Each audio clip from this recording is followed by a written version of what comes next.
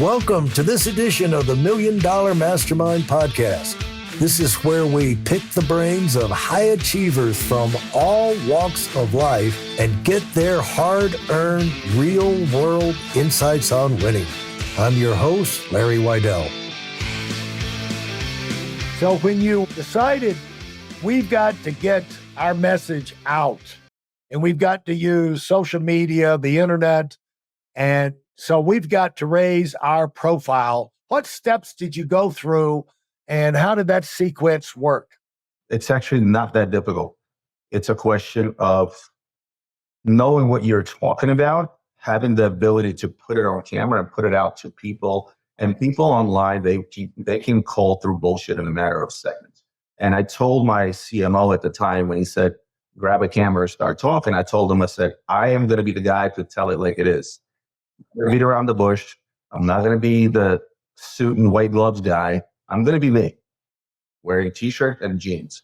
This is who I am. This is how I do things. I'm going to tell people how it is. But here's the problem. I realized that as I went into the space of YouTube, for example, I realized that, hey, there's already a ton of content out there.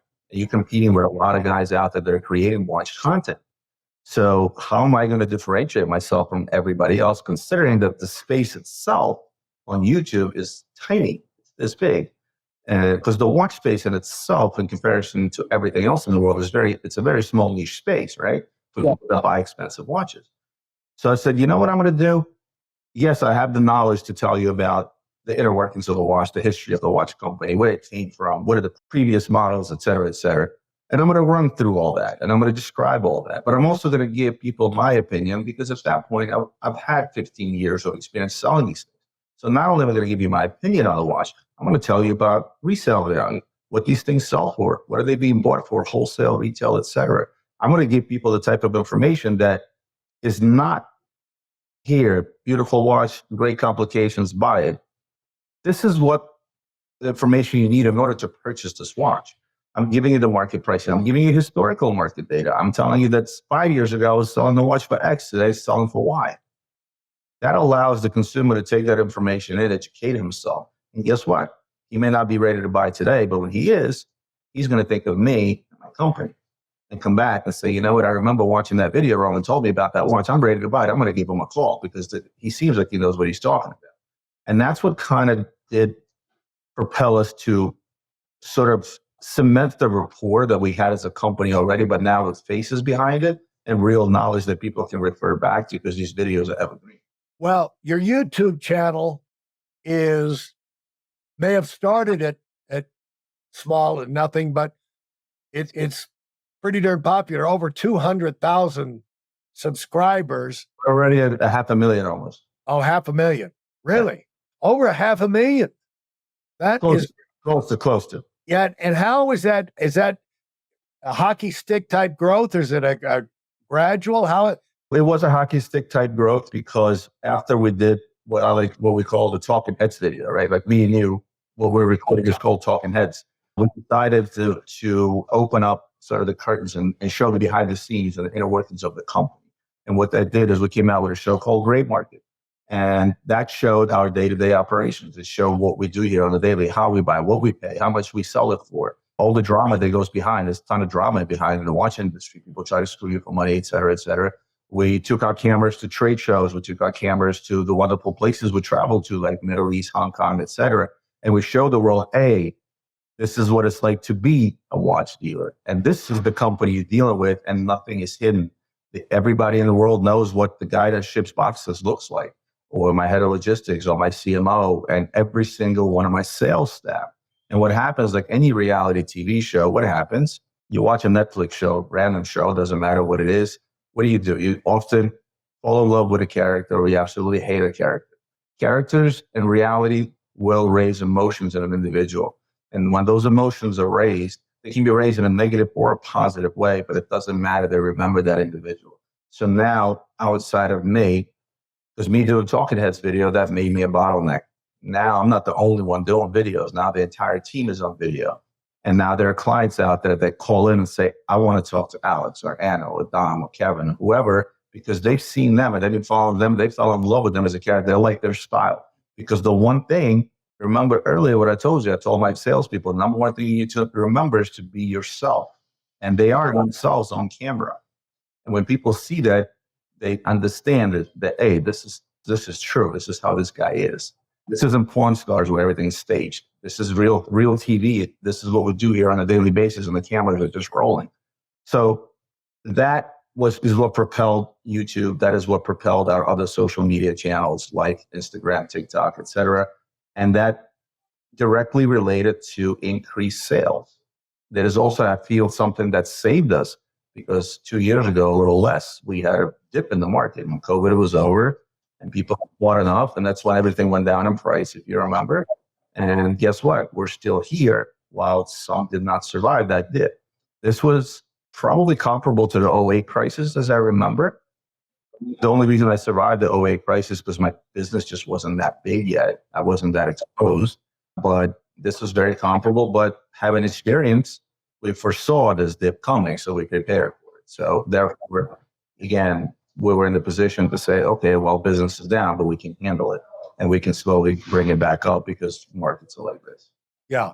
Well, now, as you started into, YouTube, how much experimenting did you, the short, they haven't had the shorts out there until recently, but you were putting regular videos up. How did you settle on the right kind of pattern, the length, the style? How much experimenting did you go with that?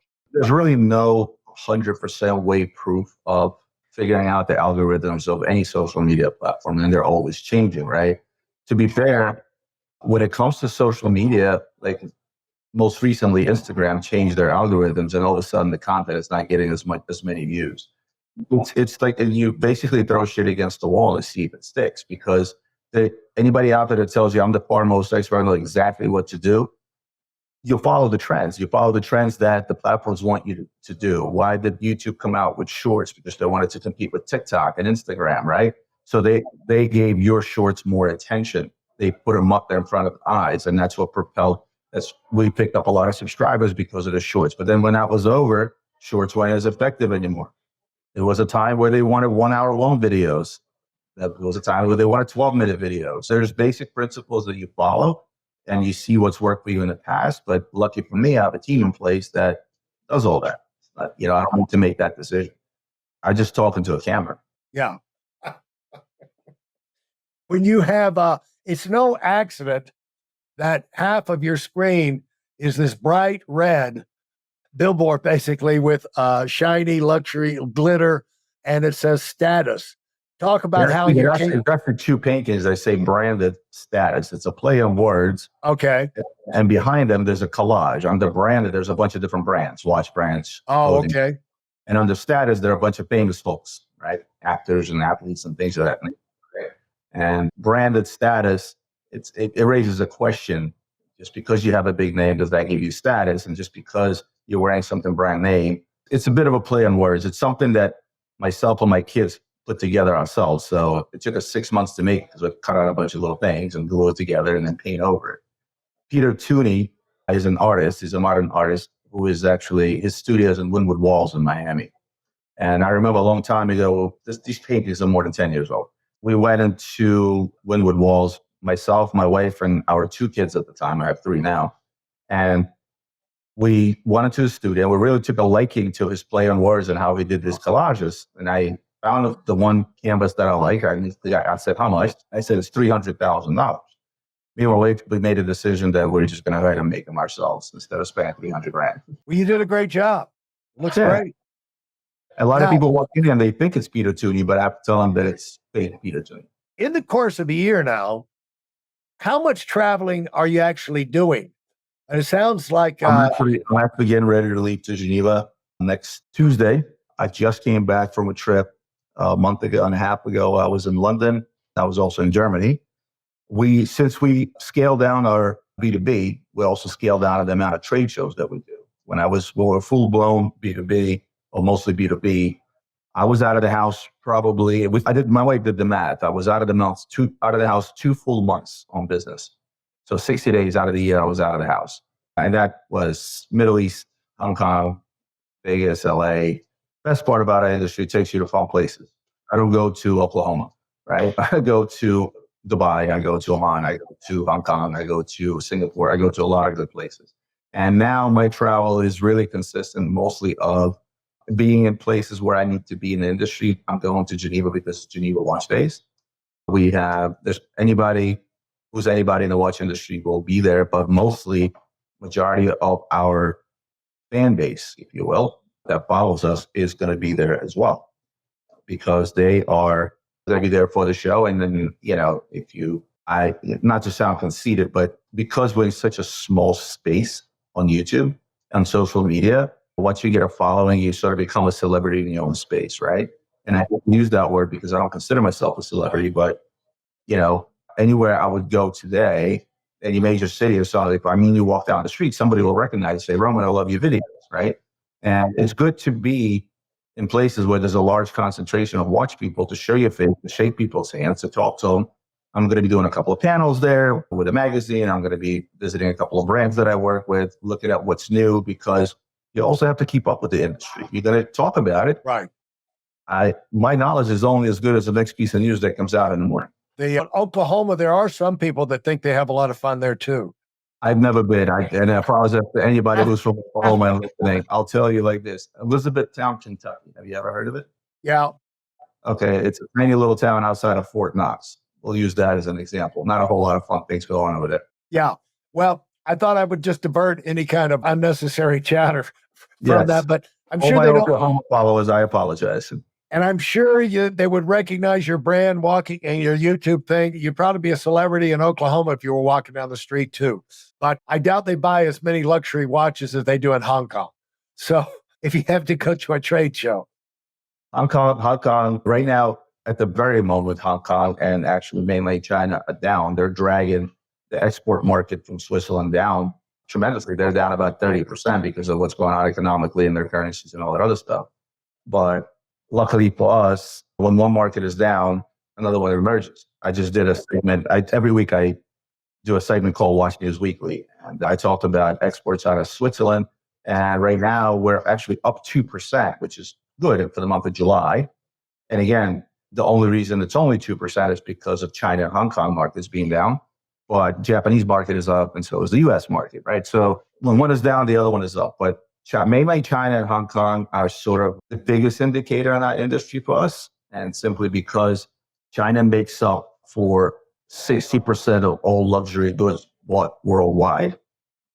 And 22% of that is watches and jewelry. So it's a significant marker for us to watch and keep an eye out on. It affects pricing across the market. It affects a lot of things.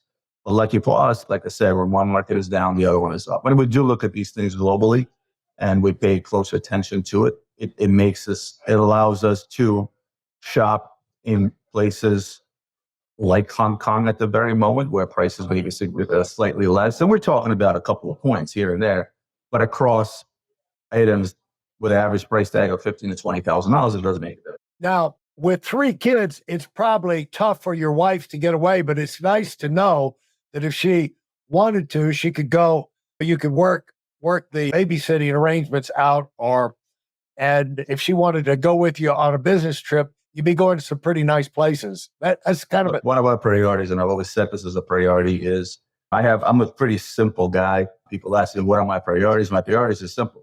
It's family, God, country, right? Simple, as cliche as it sounds, these are my priorities.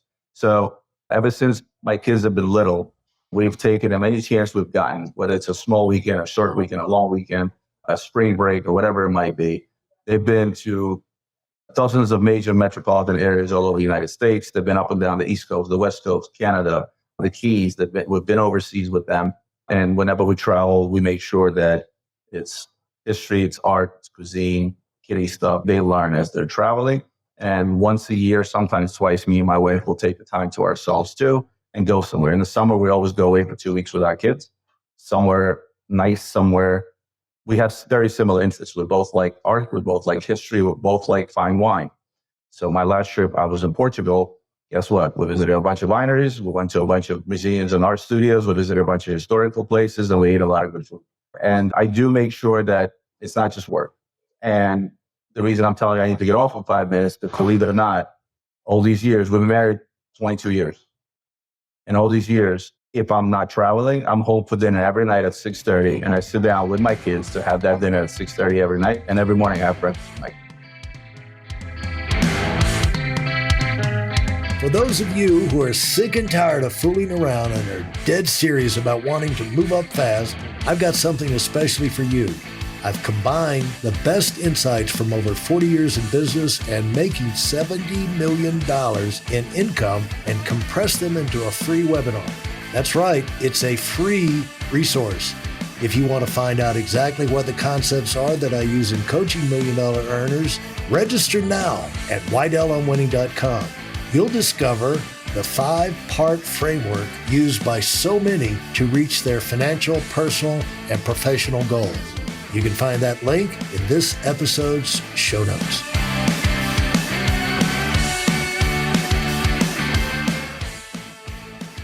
That's fantastic. Congratulations. And obviously you've seen that pay dividends for you. Where did you say you're from? You said you came over. Originally from the Soviet Union. And so have you been back? Have you taken the family back over there? So I'm from Ukraine. At the time, it's from Ukraine. Right. So I was there before the war started. I actually took my oldest son to show him where I was born. And he looked around and he's like, wow, this looks like a crack house, right? And I'm like, no, this is actually a pretty decent Soviet apartment, believe it or not. It was 450 square feet. He was like, wow. I'm like, what do you mean? That's huge. An average apartment was 200 square feet. And I showed him around. I showed him Odessa, which is where I'm from. I also took him to Kiev. And, it was a good experience for him. It was a good experience for me. I've been back and forth. We left in 1988. I've been back about 3-4 times because I still had a sister there. So I would travel every so often there. She would travel here. But let's just say it's a lot better here. And especially with the war and everything that's going on in the world today, it's not very peachy over there, as you can imagine. I have since brought my nephew, his wife, and 2 kids over here. Since the war started, they moved permanently to the United States. My sister, unfortunately, is no longer with us. So he was the only family I had left there. Everybody else is here. Well, I really excited for you and your family. And because the thing is, you put yourself through the ringer and you put up with all the trauma of running and building a business, and you wanted to pay off, but you wanted to pay off in more than money. And, you've been able to balance the whole thing out. It's really fun to check in with you and to see how the things are going. And where do you have, how big of a, I got to say, compliment you on your move into social media. That was a master stroke of being a CEO. That when you're a CEO, you're the president of the company, owner of the company, you've got to make those kind of shots, but you did it obviously at the right time, called the right shot, and you're now the payoff, and everybody on your team gets to benefit from it. So my compliments to you on that.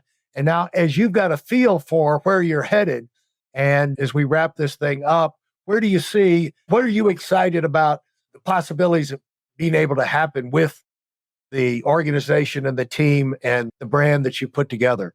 I know exactly what's happening. Right now, I'm working on the last hooray big project to bring something to the market that doesn't exist in the watch space today, based again on the experience that we have and staff and everybody else. And right now I'm working towards an exit. I'm at a point in my life where I have to start thinking about that exit. I have to start thinking about an exit that's gonna not necessarily destroy the company, but take it to the next level and uplift some of the younger people that are here with it, while I go and eat good food, drink fine wine, and look at history all over the world and enjoy my kids. And hopefully my son's already 22. It's only a matter of time till I'll enjoy grandkids. And that's what it's about for me. It's now I'm working on something towards a grand exit where I can pass the reins on to someone else. And I'll still do YouTube videos because I actually like it. I have a very narcissistic personality. So I do like doing videos and I like the sound of my own voice, but I certainly want to be able to, as you said, I want to step back a little bit and take some chips off the table, as they say, and start enjoying however many years God gave me to live. Do you have 10 seconds as a parting shot to send off our people who stayed with us to the end as a last word? Well, the last word is, I think that if you follow the most basic principles in life, right? And again, and those are family, God, country. If you make your family your number one priority, you know what you're doing everything for. You know what you're fighting for. You know what you're working for. You know that it's all worth it. It's not about the money. It's about how you're able to provide for those that are closest to you. If you have religion in your life without anything, you don't have to be a fanatic about it. But if you have religion in your life, regardless of what your religious beliefs are, every religious book will tell you things that you should do that are all good and tell you the things that you shouldn't do that are bad, dating back thousands of years. And if you love the country that you're in, you have to understand why you love this country. For me, this is a land of opportunity. I came from the land of communism, so I know the difference really, really well. And sometimes a lot of people in this country take it for granted. I'm not trying to get political on anybody, but think about where you are. Do a comparison to other places in the world and realize that this country provides you with every opportunity in the world as long as you want it and you're willing to work hard for it. Yeah, fantastic. I appreciate your time. Larry, I appreciate it as always. Thank you. Yeah, looking forward to do it again. I'm glad you're able to make the time, and good luck in your next trip, man. Thank you. Have a good weekend. All right, we'll see you. Bye. Right. Thank you for listening to the final part of this episode of the Million Dollar Mastermind podcast. Great ideas don't care who uses them.